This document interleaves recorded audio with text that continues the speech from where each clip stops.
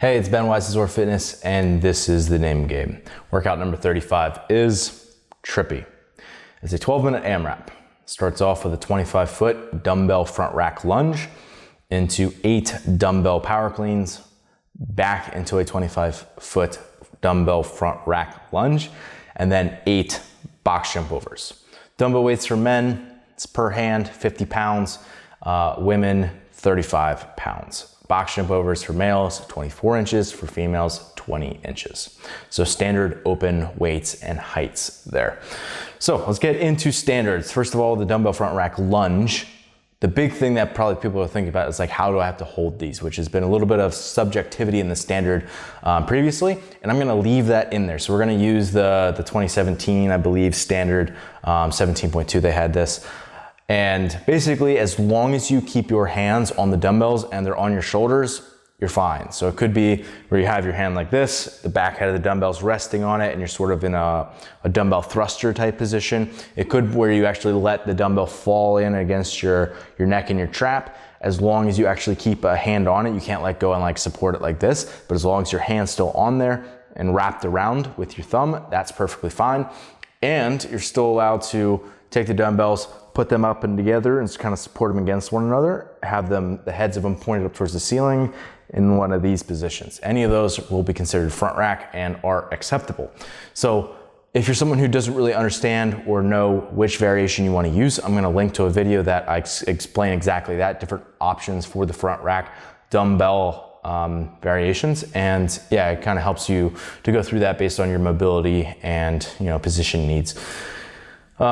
So that's that. The other thing with the dumbbell front rack lunge is that you are going to, we're just gonna put 2 lines down at the start of one 25-foot marker and the end of the other 25-foot marker. So just mark out 25 feet, start and end. If you put them down, just pick it up from where you put them down.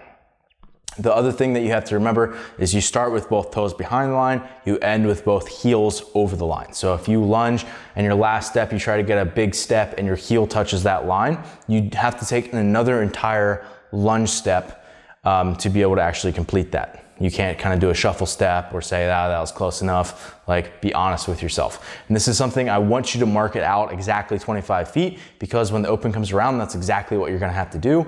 And that way you start to remember how many steps do you need to take in a 25-foot length. I know that with any dumbbell movement, unless it's, again, something that's astronomically heavy, I'm gonna take exactly 8 steps to get across my 25-foot length. That might be different for different people. I take 8, but that's the sort of thing I want you to start, having in the back of your mind and knowing automatically so you can pull it out. So that's the front rack lunge. The dumbbell power clean. 2 standards. Number 1 is that you only have to touch the one head of the dumbbell to the floor, unlike a dumbbell snatch where they had made you touch both heads. This, you can kind of reach it, so to speak, where one's not even close to the ground. You kind of tilt it so the other one's much close to the ground. You touch and go, right? And for the most part, most dumbbell movements, you're gonna do more touch and go reps anyway, just because of the nature of it. And the other standard besides one head on the floor is that, and as you come up into the front rack, you got to get this forearm past vertical and the head of the dumbbell actually on your shoulder. So no different than if you're cycling power cleans really quickly. It's easy to kind of do one of these and stop, not get all the way through. It's the exact same thing here. Make sure that you're getting that elbow past vertical and that head of the dumbbell is actually touching your shoulder. So that's the other thing. The box jump over, pretty simple. You have to jump it unless you're 60 plus years old. And yeah, besides jumping, it's a 2-foot takeoff. You can land however you want on the box. You can jump all the way over the box. Wouldn't recommend that for most people.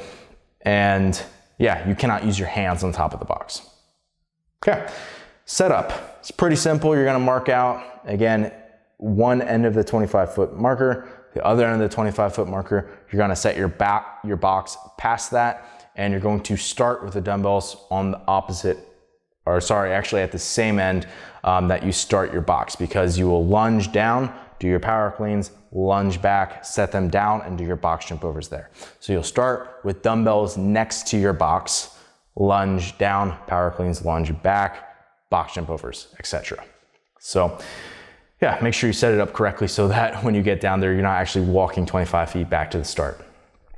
So, workout thoughts. Finally get into this. Again, I'm gonna link to that other video for front rack efficiency and your position, so I don't wanna talk about that more, but that's a really important thing that you need to think about is how you're gonna hold those dumbbells, because again, if you're doing a lot of dumbbell power cleans and you're holding them for a long period of time, it's important that you can relax pretty well in that position, so you have to figure out which of those variations is gonna carry the least amount of tension for you and make that movement the most sustainable.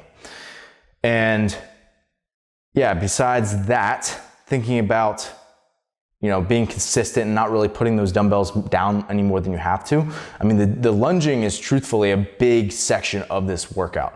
I kind of wrote it where, again, for a lot of people, it's like 8 steps per length. So it's, you know, it would essentially be like 8 steps, 8 power cleans, 8 steps, 8 box jump overs, depending how you do it.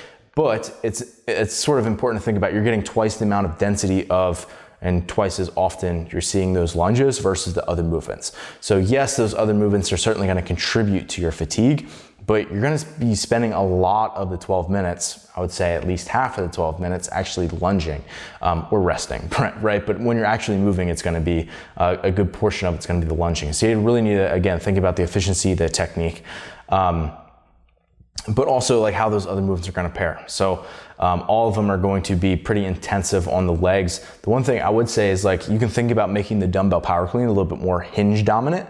So rather than sort of like squatting down as you do like a power clean, like you would maybe if you were doing like a 1 RM clean pull or something, you're gonna think about almost hinging at the hip a lot and really not bending your knees a lot, almost like a sort of an RDL or something. And that will allow you to make up the ground where you can get the heads of the dumbbell pretty quickly to the floor, but not have to use your quads any more than they're already gonna be used because it's gonna be, yeah, obviously a taxing workout. And then with the box jump overs, thinking about, is this gonna be something where you're going to sort of rebound them and do like the mogul method, I call it, where it's like bounce on top, yeah, bounce over, bounce on the floor, and you just kind of bound the entire time? Or are you going to jump over, land or swivel, kind of step off the box and then jump again? I don't think it's right or wrong, and I don't think it's gonna make or break your workout, but I do think you need to figure out which of those variations is gonna be sustainable and effective for you in a workout like this. And likely it's gonna be something that you already practiced, right? If you haven't practiced the mogul method, don't try to get it down today. Your legs are gonna be tired. I wouldn't recommend doing that, but stick with what you know. And that's, in general, I think, a good piece of advice.